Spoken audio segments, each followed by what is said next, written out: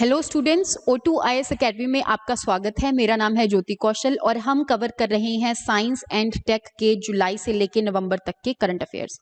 इसके 2 lectures already हो चुके हैं। ये आपका 3rd लेक्चर है और इसमें हम मैक्सिमम से मैक्सिमम जो करंट अफेयर्स हैं साइंस एंड टेक से रिलेटेड वो कवर करने वाले हैं।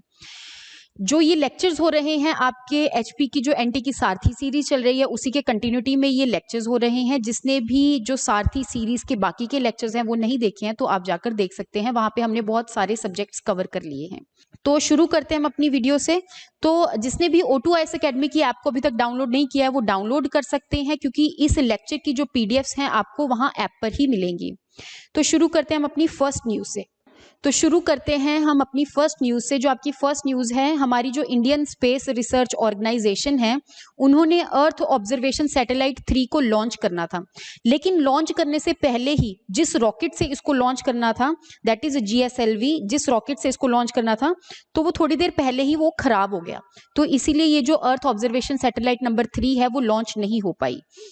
लेकिन अभी रिसेंटली ये, क्योंकि न्यूज अगस्त की है तो अगस्त में इसको लॉन्च करना था, लॉन्च नहीं हो पाई। लेकिन अभी फरवरी 2022 में जो अर्थ ऑब्जर्वेशन सैटेलाइट नंबर 4 है वो लॉन्च हो चुकी है। एक और चीज आपने यहाँ पर याद रखनी है, दैट इज कि आपकी जो अर्थ ऑब्जर्वेशन सैटेलाइट नंबर 2 है वो अभी 3 के बाद लॉन्च होनी थी। मतलब कि जो 2 है अभी तक लॉन्च नहीं हुई, वो कोविड-19 का जो पेंडेमिक है उसकी वजह से डिले हो गई है। ये कुछ चीजें आपको यहाँ पर पता होनी चाहिए। नेक्स्ट जो बात है, आपको ये पता होनी चाहिए कि अर्थ ऑब्जर्वेशन सैटेलाइट है क्या। देखो नाम से ही क्लियर है, ये एक ऐसे सैटेलाइट है जो कि अर्थ को ऑब्जर्व करने वाली है। अर्थ को क्या ऑब्जर्व करेगी? ये ऑब्जर्व करेगी कहाँ पर कितने ज्यादा क्लाउड्स हैं, कहाँ पर साइक्लोन आने की संभावना है, कहाँ पे फ्लड्स आने की संभावना है। ठीक है, तो यहाँ पर आप देख सकते हैं फ्लड्स, साइक्लोन्स हो गया कि कहाँ पर कितनी वाटर बॉडीज है, क्रॉप्स है, फॉरेस्ट कवर कितना है। ठीक है, तो ये सब चीजें ये ऑब्जर्व करने वाली थी। ये मैंने आपको बता दिया कि ये सेकंड जो है वो थर्ड से पहले मतलब सेकंड जो है वो थर्ड के बाद लॉन्च होने वाली थी, थर्ड जो है वो सेकंड से पहले लॉन्च होने वाली थी। नेक्स्ट जो है कि अर्थ ऑब्जर्वेशन सैटेलाइट जो नंबर 3 है वो हमारी कंट्री की रियल टाइम इमेजेस लेने वाली थी। ठीक है, रियल टाइम इमेजेस लेके ये पता लगाने वाली थी कहाँ पर कितने क्लाउड्स हैं, कहाँ पर साइक्लोन आने वाला है, ये सब चीजों का पता लगाने वाली थी। लेकिन क्योंकि ये फेल हो गई है तो अभी ये काम नहीं कर रही है। ओके, तो जिस रॉकेट के थ्रू ये लॉन्च होने वाली थी वो है आपका रॉकेट GSLV F10, जिसका की मतलब है जियो स्टेशनरी लॉन्च व्हीकल F10। जियो स्टेशनरी लॉन्च व्हीकल एक ऐसा लॉन्च व्हीकल है जिसके अंदर सैटेलाइट बैठकर हमारे स्पेस में जाती है और वहां पे जाके वो जियो स्टेशनरी जो ऑर्बिट है उसके अंदर उस सैटेलाइट का लॉन्च होता है। जियो स्टेशनरी ऑर्बिट का मैंने आपको लास्ट क्लास में भी बताया था कि ये एक ऐसी ऑर्बिट है जो हमारे अर्थ से अप्रोक्सीमेटली 36,000 किलोमीटर की दूरी पर है। और इसकी जो ऑर्बिट है उस ऑर्बिट में जब ये रिवॉल्व करती है तो ये किसके साथ सिंक्रोनाइज्ड है? हमारी अर्थ के रोटेशन के साथ। दैट मीन्स अगर ये सैटेलाइट यहां से यहां तक रिवॉल्व करके एक चक्कर लेकर आएगी तो इतने ही टाइम में हमारी जो अर्थ है अपनी एक्सिस पर एक बारी रोटेट कर जाएगी। इसका मतलब जो भी पर्सन यहां पर खड़ा होगा तो उसको ये सैटेलाइट ऐसे दिखेगी कि ये सैटेलाइट स्टेशनरी है, मतलब ये हिल नहीं रही है, ये चल नहीं रही है, ये घूम नहीं रही है, अपनी ऑर्बिट में ये घूम नहीं रही है। ठीक है, तो इसलिए हम जो भी चीज जियो स्टेशनरी ऑर्बिट में होती है वो हमें ऐसे लगता है कि वो अर्थ से स्टेशनरी है। ये मैंने आपको बता दिया। तो जो नेक्स्ट न्यूज है हमारी, दैट इज इसरो ने ही एक हेल्थ क्वेस्ट स्टडी को लॉन्च किया है। अब हेल्थ क्वेस्ट स्टडी का मतलब क्या है? देखो नाम से ही थोड़ा बहुत क्लियर हो रहा है कि ऐसी स्टडी जो कि हेल्थ से रिलेटेड है। क्वेस्ट की फुल फॉर्म है quality upgradation enabled bye space technology of ISRO. That means हम स्पेस टेक्नोलॉजी को यूज करने वाले हैं हेल्थ की क्वालिटी को अपग्रेड करने के लिए। हेल्थ सिस्टम में जो भी टेक्नोलॉजीज यूज हो रही हैं उसमें हम स्पेस टेक्नोलॉजी को कैसे यूज कर सकते हैं। फॉर एग्जाम्पल, हमें यहाँ से दूसरी जगह कम्युनिकेट करने के लिए सैटेलाइट कम्युनिकेशन की जरूरत है, या यहाँ से दूसरी जगह मेडिसिन पहुंचाने के लिए कम्युनिकेशन की जरूरत है, तो हम वहां पे सैटेलाइट का कैसे यूज कर रहे हैं। तो बेसिकली उसके ऊपर ये जो स्टडी है ये काम करने वाली है। इसके अंदर 20 प्राइवेट हॉस्पिटल्स जो हैं हमारे इंडिया के वो पार्टिसिपेट करेंगे और यहाँ पर बताएंगे कि इसरो के साथ मिलकर ये देखने वाले हैं कि हम कैसे हेल्थ सर्विसेज प्रोवाइड करने के लिए स्पेस टेक्नोलॉजी का यूज कर सकते हैं। आपने इतनी चीज याद रखनी है। बाकी इसरो के साथ मिलकर और किस किस ने इसको को ऑर्गेनाइज किया है, that is association of health care providers India ने और society of emergency medicine in India ने। इसको अगर आप ना भी याद रखो तो चलेगा, आपको ये पता होना चाहिए कि इसरो ने किया है। हेल्थ क्वेस्ट होता क्या है। ओके, नेक्स्ट न्यूज है हमारी, दैट इज ऐसे ही जैसे हम स्पेस टेक्नोलॉजी को हेल्थ में यूज कर रहे हैं ना, अब हम टेक्नोलॉजी को हमारे सिक्योरिटी चैलेंजेस के लिए भी हम यूज कर रहे हैं। फॉर एग्जांपल हम टेक्नोलॉजी को कैसे यूज कर सकते हैं अपनी सिक्योरिटी के लिए, अपनी फॉर एग्जांपल अगर मैं कहीं पे जा रही हूँ और मैं किसी डेंजर जोन में हूँ तो मैं कैसे टेक्नोलॉजी को यूज कर अपने रिलेटिव्स को बता रही हूँ कि मैं अभी डेंजर में हूँ तो तुम मुझे आकर बचा लो, है ना। तो बेसिकली मैं टेक्नोलॉजी का यूज कर रही हूँ अपनी सिक्योरिटी पर्पसेस के लिए। तो ऐसे ही एक हैकेथॉन लॉन्च करी है जिसका की नाम है मंथन 2021। ये हैकेथॉन बीपीआरडी ने AICTE के साथ मिलकर लॉन्च की है। जो बीपीआरडी है हमारा, that is bureau of police research and development. That means police के ऊपर एक ब्यूरो है जो कि पुलिस के ऊपर जो प्रिजन रिफॉर्म्स हो गया या पुलिस रिफॉर्म्स हो गया उसके ऊपर ये रिसर्च करती है ऑर्गेनाइजेशन, ठीक है। दूसरी बात, जो ये ऑर्गेनाइजेशन है ये मिनिस्ट्री ऑफ होम अफेयर्स के अंडर आती है। ये आपको पूछ लिया जाता है तो आपको ये पता होना चाहिए। नेक्स्ट है जो all India council for technical education है। ये एक ऐसी काउंसिल है जो कि एक एडवाइजरी बॉडी है बेसिकली, और सर्वे कंडक्ट करती है। ये किससे रिलेटेड सर्वे कंडक्ट करती है कि हम टेक्निकल एजुकेशन को कैसे यूज कर सकते हैं हमारी डेवलपमेंट करने के लिए। हमारी कंट्री के अंदर अगर मुझे डेवलपमेंट करनी है किसी भी सेक्टर में तो वहां पर मैं टेक्निकल एजुकेशन को कैसे यूज कर सकती हूँ, ठीक है। तो ये जो बॉडी है वो इसके ऊपर काम करती है। तो इन दोनों ने मिलकर हैकेथॉन मंथन 2021 को लॉन्च किया है जिसके की अंदर हम टेक्नोलॉजी को यूज करने वाले हैं हमारे सिक्योरिटी चैलेंजेस के लिए। ओके, यहाँ पे आप देख सकते हो कि यहाँ पर बहुत सारे लोगों को पार्टिसिपेट करने के लिए बुलाया है कि तुम यहाँ पर पार्टिसिपेट करो और हमें बताओ, क्योंकि हैकेथॉन का मतलब यही होता है ना कि जहाँ पे बहुत सारे लोग जो हैं वो पार्टिसिपेट कर रहे हैं और बता रहे हैं कि हम टेक्नोलॉजी को कैसे यूज करेंगे अपनी सिक्योरिटी पर्पसेस के लिए। तो यहाँ पे रजिस्ट्रेशन लिंक वगैरह भी है कि किस कौन कौन आकर पार्टिसिपेट करता है। तो यूथ वगैरह पार्टिसिपेट करते हैं, यहाँ पे स्टार्टअप्स वगैरह भी पार्टिसिपेट करते हैं।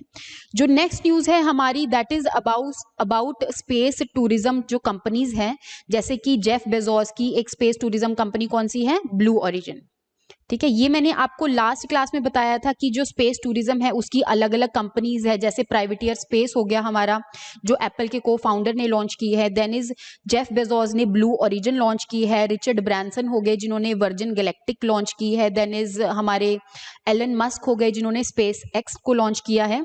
तो ऐसे ही जो जेफ बेजोस है जिनकी की स्पेस टूरिज्म कंपनी है ब्लू ओरिजिन, उस ब्लू ओरिजिन कंपनी में एक शिप है दैट इज रॉकेट शिप जिसका की नाम है न्यू शेपर्ड।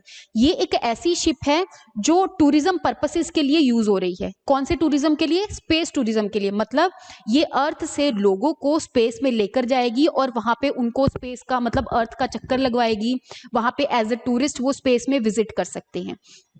तो कहां तक विजिट कर सकते हैं ये जो स्पेसशिप है ये कर्मन लाइन के अबव जाती है।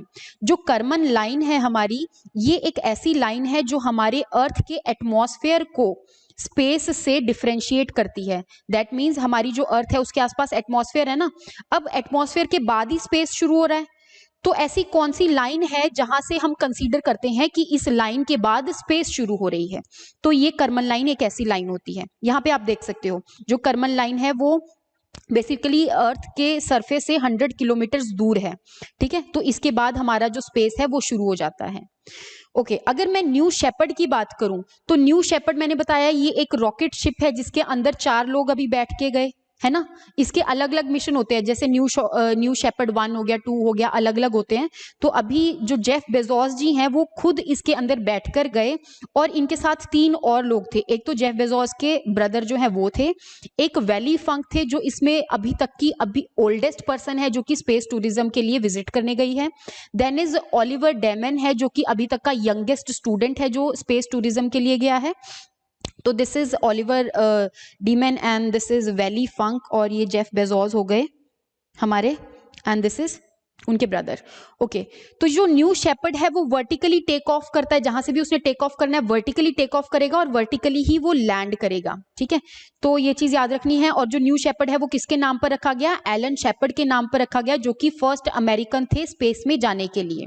ठीक है, बाकी मैंने आपको ये बता दिया कि करमन लाइन के अबव ये जो स्पेसशिप है वहां तक लेकर जाएगी। ये वैली फंक जी हैं हमारी, ये ओलिवर डेमन है। ओके, यहाँ पे और क्या चीज हम इस टूरिस्ट विजिट में हम और क्या चीज एक्सपीरियंस करते हैं, मतलब जो जो भी लोग यहाँ पर जाएंगे और क्या चीज एक्सपीरियंस करेंगे, तो वो अर्थ की माइक्रोग्रेविटी को एक्सपीरियंस कर सकते हैं। माइक्रोग्रेविटी का मतलब है, देखो हमारी अर्थ के अंदर, ठीक है, एक ग्रेविटी है जिसकी वजह से हर एक पर्सन यहाँ पर रह रहा है। मतलब हर एक पर्सन अर्थ पे इसीलिए रह रहा है क्योंकि अर्थ की ग्रेविटी है और उसने हमें यहाँ पर बांध कर रखा है। लेकिन जैसे जैसे हम अर्थ के बाहर जाते रहते हैं तो उसकी जो ग्रेविटी है वो डिक्रीज होती रहती है। तो कर्मन लाइन के अबव जो ग्रेविटी है अर्थ की वो बहुत कम हो जाती है, जिसको कि हम माइक्रो ग्रेविटी कहते हैं। तो वहां पर ये टूरिस्ट माइक्रो ग्रेविटी को एक्सपीरियंस करेंगे। और जब भी अर्थ की ग्रेविटी कम होगी तो हमें ऐसे लगेगा कि जैसे वेटलेसनेस हो गया, मतलब अपना कोई भारी नहीं लगेगा।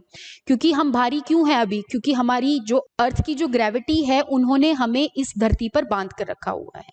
तो आई होप आपको यहां तक समझ में आ गया होगा कि वो वेटलेसनेस को एक्सपीरियंस करेंगे इस विजिट के थ्रू, ये सब चीजें।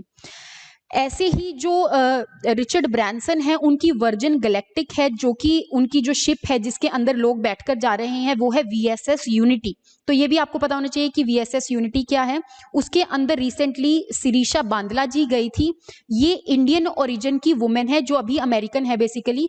तो ये थर्ड पर्सन बन चुकी हैं स्पेस में विजिट करने के लिए। जो फर्स्ट पर्सन थी इंडिया की, इंडियन ओरिजिन की, you can say that is Kalpana Chawla, then was Sunita Williams, और अभी जो थर्ड वन है दैट इज सिरीशा बांदला। सिरीशा बांदला इस कंपनी की वाइस प्रेसिडेंट भी हैं। तो आपको ये चीज पता होनी चाहिए यहाँ पे कि जो वर्जिन गैलेक्टिक है वो किसकी कंपनी है? रिचर्ड ब्रांसन की है। और ये भी एक स्पेस टूरिज्म की कंपनी है जो स्पेस में एज अ टूरिस्ट पर्पस के लिए हमें विजिट करवाने लेकर जाएगी। ओके, जो नेक्स्ट मिशन है हमारा, जो नेक्स्ट मिशन है आपका, दैट इज नासा ने एक यूरोपा क्लिपर मिशन को लॉन्च करना है 2024 तक। अब यूरोपा क्या है? देखो, जो हमारा प्लैनेट है जुपिटर, उसका एक मून है, उसका एक मून है। ऐसे तो उसके बहुत सारे मून हैं, बहुत सारे मून्स हैं, लेकिन उन मून्स के अंदर से जो 4 मून है वो गैलीलियन मून्स कहलाते हैं, जिनको हम गैलीलियन मून्स कहते हैं। आप यहाँ पे देख सकते हो वो 4 मून कौन कौन से हैं? यूओ, यूरोपा, गाइनीमीड और कैलिस्टो। तो इसमें से जो यूरोपा है उसके लिए नासा ने एक मिशन लॉन्च किया है कि वो इस मून को जाकर स्टडी करेगा। क्यों? क्योंकि इस मून के ऊपर आइसी शीट पाई गई है। एक तरह से ये देखा गया है पिक्चर्स वगैरह के थ्रू कि इसके ऊपर शायद पानी हो सकता है। और आपको पता है कि जिस भी प्लैनेट के ऊपर अगर हमें लगे कि पानी है, दैट मीन्स वहां पर लाइफ जो है वो एग्जिस्ट कर सकती है। तो इसीलिए जो नासा है उन्होंने यूरोपा को स्टडी करने के लिए इस मिशन को लॉन्च किया है। बाकी गैलीलियन मून्स इनको क्यों कहते हैं? क्योंकि गैलीलियो गैलीली ने इनको जुपिटर के मून्स को रिकॉग्नाइज किया था सबसे पहले, और इनको तब इन्होंने बोला था कि ये कोई सैटेलाइट्स हैं, लेकिन फिर बाद में पता चला वो तो कि वो जुपिटर के मून्स हैं। तो इसीलिए हम इनको गैलीलियन सैटेलाइट्स भी बोल देते हैं या फिर गैलीलियन मून्स भी हम इनको बोल देते हैं। ओके, बाकी मैंने ये बता ही दिया कि इस मिशन का मकसद क्या है, कि ये इन डेप्थ एक्सप्लोरेशन करेगा जुपिटर के मून यूरोपा का। तो हमारी जो नेक्स्ट न्यूज है दैट इज नासा ने ही एक लैंडसैट 9 को लॉन्च किया है। जैसे हमारी इंडिया ने अर्थ ऑब्जर्वेशन सैटेलाइट को लॉन्च किया है हमारी अर्थ को ऑब्जर्व करने के लिए, वहां पे कितनी वेजिटेशन है, कहाँ पे कौन सा क्लाइमेट चेंज हो रहा है, कहाँ पे कितने क्लाउड्स हैं, कहाँ पे साइक्लोन्स हैं। ऐसे ही नासा ने लैंडसैट 9 को लॉन्च किया है। देखो, लैंडसैट 9 जो लैंडसैट सैटेलाइट्स हैं वो एक सीरीज है, मतलब इसकी बहुत सारी सैटेलाइट्स लॉन्च हो चुकी हैं। जो फर्स्ट लैंडसैट सैटेलाइट है वो 1972 में लॉन्च करी गई थी, और रिसेंटली जो लैंडसैट 9 वाली है वो वेंडनबर्ग स्पेस फोर्स बेस से लॉन्च करी गई है, जो कि कैलिफोर्निया में, हमारी यूएस में कैलिफोर्निया में है। ओके, तो नासा ने ये किसके साथ मिलकर लॉन्च किया है? यूएस जियोलॉजिकल सर्वे के साथ मिलकर लॉन्च किया है। आपको पता ही है जियोलॉजिकल सर्वे मतलब यहाँ पर हम इस सैटेलाइट के थ्रू जो भी हमारा जियोलॉजिकल सर्वे है नासा का या यूएस का, वो कंडक्ट करने वाले हैं। नेक्स्ट चीज जो आपको पता होनी चाहिए कि इस सैटेलाइट को हम new I in the sky भी कह रहे हैं। दैट मीन्स कि ये एक ऐसी सैटेलाइट है कि स्काई के अंदर से ये अर्थ के ऊपर एक तरह से नजर रखेगी कि कहाँ पे क्या क्या क्लाइमेट चेंज की चीजें हो रही हैं। ओके, ये एक अर्थ मॉनिटरिंग सैटेलाइट है। इसके अंदर कुछ इंस्ट्रूमेंट्स हैं, ये आपने इंस्ट्रूमेंट याद नहीं करने हैं, बस आपको पता होना चाहिए कि इस सैटेलाइट के अंदर जो इंस्ट्रूमेंट्स हैं वो बेसिकली अलग अलग चीजों से, जैसे इंफ्रारेड रेडिएशंस यूज करके वो अर्थ के सरफेस को चेक करने वाले हैं। ठीक है, नेक्स्ट है कि हम अलग अलग चीजें, जैसे कहाँ पे फॉरेस्ट फायर हो रही है, कहाँ पे जो स्मोक है वो प्रोड्यूस हो रही है, कहाँ पे कितना बर्निंग हो चुकी है। ठीक है, तो ये सारी चीजों को ये स्टडी करने वाला है लैंडसैट 9। तो ये एक नासा की सैटेलाइट है। नेक्स्ट जो हमारी न्यूज है दैट इज कि अटल टिंकरिंग लैब स्पेस चैलेंज 2021 अभी लॉन्च किया गया है। तो ये किसने लॉन्च किया है? तो ये नीति आयोग ने इसरो और सीबीएसई के साथ मिलकर इसको लॉन्च किया है। अब क्योंकि इसमें सीबीएसई भी है, that means there is something related to schools. इसका मतलब जो है कि स्कूल्स के क्लास 6 से लेके 12th तक के बच्चे जो कि कोई ना कोई इनोवेशन कर रहे हैं, तो उनके लिए नीति आयोग ने अटल टिंकरिंग लैब बनाई थी। मैंने क्या बताया? मैंने ये बताया कि नीति आयोग ने अपना अटल इनोवेशन मिशन बनाया था, जिसके अंदर उन्होंने अलग अलग सब मिशंस बनाए थे कि हम कैसे इनोवेशन ला सकते हैं हर एक सेक्टर के अंदर। तो ऐसे ही जो अटल टिंकरिंग लैब है उसके अंदर जो स्कूल के बच्चे हैं, यहाँ पे इनको प्लेटफॉर्म मिलेगा ताकि हम इनोवेशन ला सके हर एक प्रॉब्लम को सॉल्व करने के लिए। ठीक है, तो ये इनका मिशन था। तो जो अटल टिंकरिंग लैब स्पेस चैलेंज 2021 है, यहाँ पे 6ठी क्लास से लेके 12वीं क्लास तक के जो बच्चे हैं उनको प्लेटफॉर्म मिलेगा कि हम किस प्रॉब्लम को कैसे सॉल्व करें यूजिंग स्पेस टेक्नोलॉजी। तो यहाँ पे मैंने आपको बताया कि अटल इनोवेशन मिशन के अंदर और अलग अलग मिशन है, जैसे अटल टिंकरिंग लैब हो गया कि हम स्कूल के बच्चों कैसे प्रॉब्लम को सॉल्व करते हैं, कैसे वो इनोवेशन यूज करते हैं, ये उनके लिए है। इन द सेम वे जो स्टार्टअप्स हैं वो इनोवेशन को कैसे यूज करते हैं, उनके लिए अटल इंक्यूबेशन सेंटर बनाए गए हैं। ऐसे ही अलग अलग सेक्टर्स और मिनिस्ट्री में कैसे इनोवेशन को हम इम्प्लीमेंट कर सकते हैं, उसके लिए अटल न्यू इंडिया चैलेंज है। ठीक है, ऐसे ही अलग अलग जैसे मेंटर इंडिया कैंपेन हो गया, अटल कम्युनिटी इनोवेशन सेंटर हो गया एंड अराइज हो गया। ये सब चीजें हैं, इनोवेशन हम कैसे अलग अलग सेक्टर्स में लेकर आ सकते हैं। ओके, जो नेक्स्ट न्यूज है हमारी, recently James Webb space telescope को लॉन्च किया गया है। पहली बात तो आपको पता होना चाहिए कि टेलीस्कोप होता क्या है। देखो, टेलीस्कोप एक ऐसा इंस्ट्रूमेंट है जो कि यूज करते हैं हम कोई भी बहुत दूर दूर की चीजों को देखने के लिए। ठीक है, तो इसका नाम जेम्स वेब स्पेस टेलीस्कोप कैसे पड़ा? पहले इसका नाम था नेक्स्ट जनरेशन स्पेस टेलीस्कोप, लेकिन 2002 में इसको नासा एडमिनिस्ट्रेटर था एक जिनका नाम था जेम्स वेब, उसके नाम पे इसका नाम रख दिया गया। तो रिसेंटली ये जो टेलीस्कोप है अभी लॉन्च हो गया है। ठीक है, इससे पहले एक और स्पेस टेलीस्कोप था जो हमारे स्पेस के अंदर अलग अलग चीजों को, जैसे ब्लैक होल को देखना, उसकी इमेजेस को लेना, है ना, उनको दूर दूर से देखना, गैलेक्सीज को देखना, इन सब चीजों को ये ऑब्जर्व करता था, हबल स्पेस टेलीस्कोप। लेकिन हबल स्पेस टेलीस्कोप के साथ साथ हमने एक और टेलीस्कोप को लॉन्च कर दिया है अब, बेसिकली नासा ने किसके साथ मिलकर, European space agency and Canadian space agency के साथ मिलकर जेम्स वेब टेलीस्कोप को लॉन्च किया है।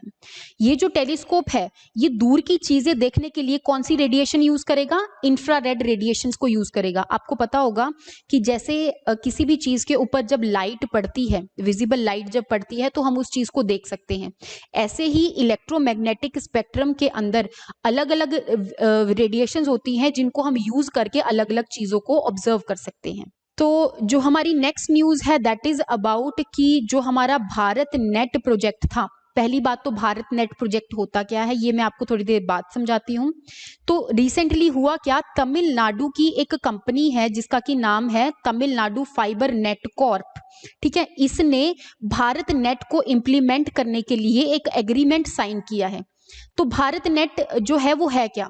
बेसिकली जो भारत नेट है वो प्रोजेक्ट को हम पहले नेशनल ऑप्टिकल फाइबर नेटवर्क कहते थे।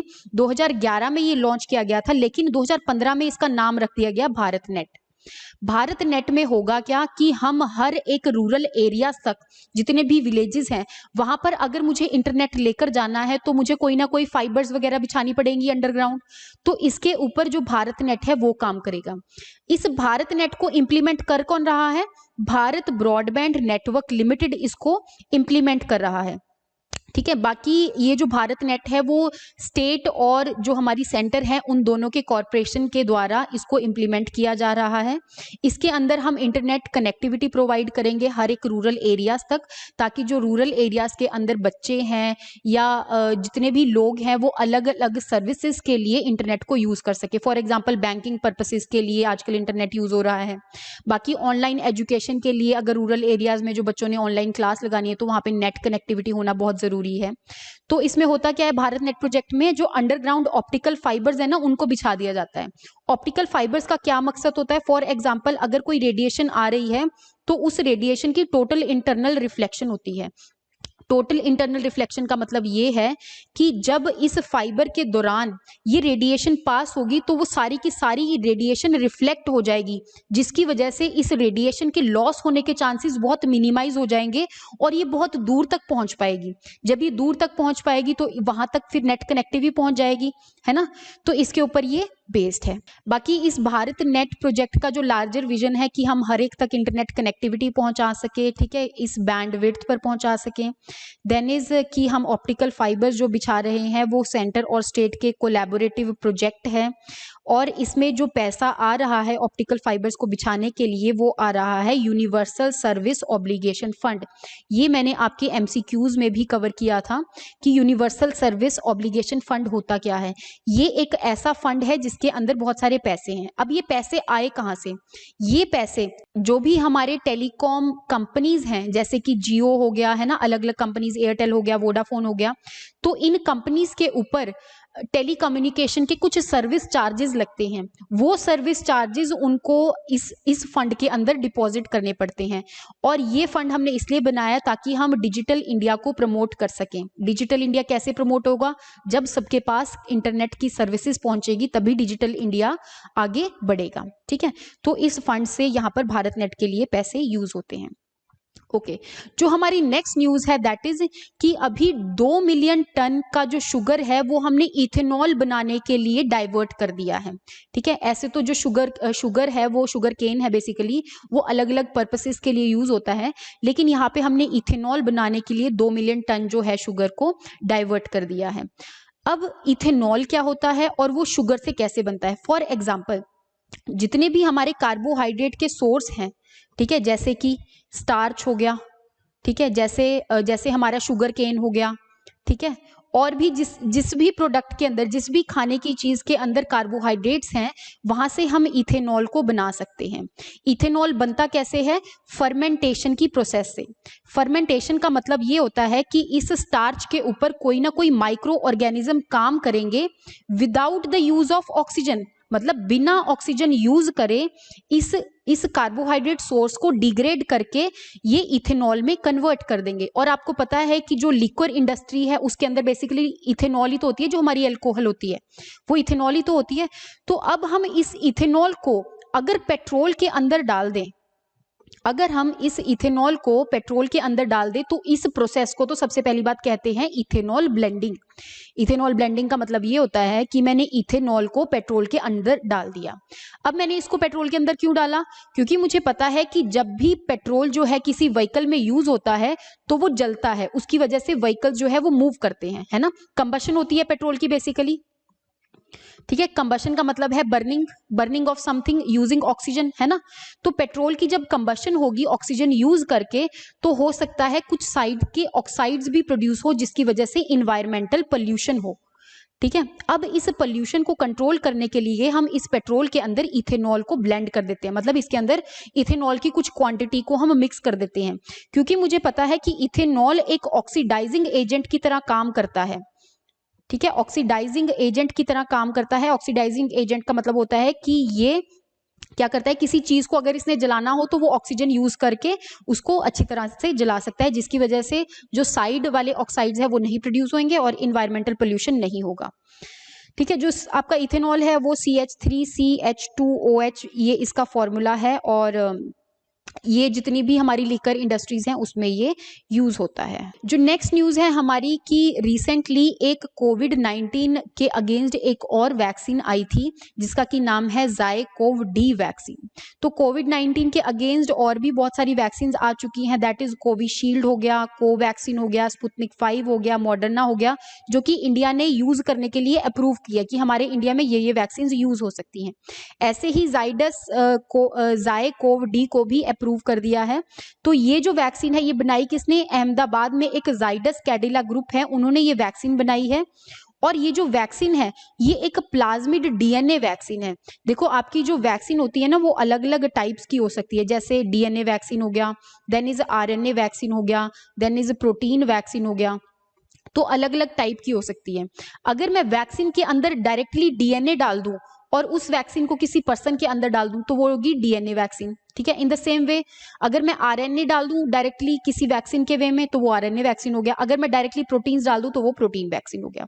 अब होता क्या है, जो डीएनए होता है उसमें जीन्स होती हैं, ठीक है, उन जीन्स की ट्रांसक्रिप्शन होने की वजह से आरएनए बनता है, आरएनए से प्रोटीन्स बनते हैं और अल्टीमेटली ये वही प्रोटीन्स हैं जो कि स्पाइक प्रोटीन्स आप कह सकते हो किसी वायरस के, है ना।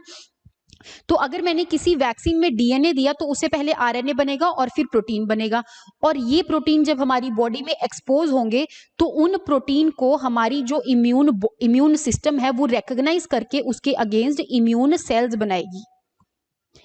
सेल्स बनाएगी। देखो वैक्सीन का जो प्रिंसिपल है मैंने आपको लास्ट क्लास में समझाया था। वैक्सीन का प्रिंसिपल ये होता है कि हमने कोई वायरस को या कोई ऐसे माइक्रो ऑर्गेनिज्म को वीक करके भेज दिया ताकि वो इम्यून सिस्टम को अफेक्ट भी ना कर सके और उसके अगेंस्ट सेल्स भी बन जाएं, ठीक है।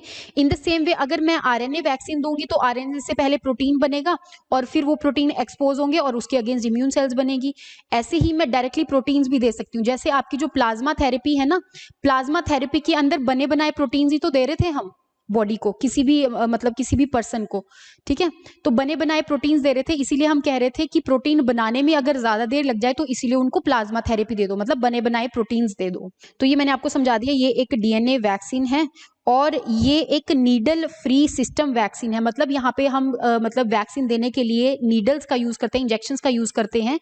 आपकी एक नीडल फ्री इंजेक्शंस भी आते हैं जो डायरेक्टली आपके स्किन के अंदर ऐसे किसी भी वैक्सीन को इंसर्ट कर सकते हैं, जो भी फ्लूइड हो गया उसको इंसर्ट कर सकते हैं, ठीक है। एक और चीज आपने याद रखनी है कि ये एक इंट्राडर्मल वैक्सीन है। आपकी अलग अलग टाइप ऑफ वैक्सीन होती हैं, जैसे कि आपकी इंट्रावेनस होगी जो आपकी वेन्स में दी जाती है, जैसे डॉक्टर्स कई बार चेक करते हैं ना ऐसे करके वेन देखते हैं फिर उसी वेन में आपकी इंजेक्शन को लगाते हैं। इंट्राडर्मल का मतलब है कि स्किन के अंदर ये डायरेक्टली दी जा सकती है वैक्सीन। ओके, जो हमारी नेक्स्ट न्यूज है दैट इज नासा ने एक्सपे मिशन को लॉन्च किया है। एक्सपे की फुल फॉर्म है imaging X ray polarimetry explorer.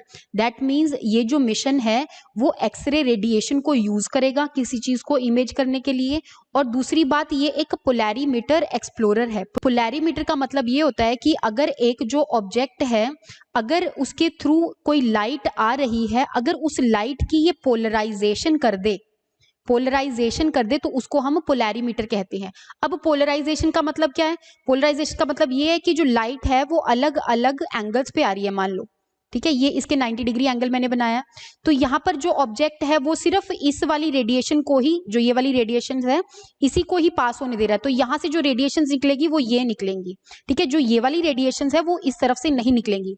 That means ये जो ऑब्जेक्ट है वो पोलैरीमीटर की तरह बिहेव कर रहा है। उसने लाइट को पोलराइज कर दिया है, मतलब उसने लाइट को एक तरह से छान दिया है कि उसमें से सिर्फ एक ही वेव पास हो सके जो कि एक पर्टिकुलर डायरेक्शन की वेव थी, ठीक है।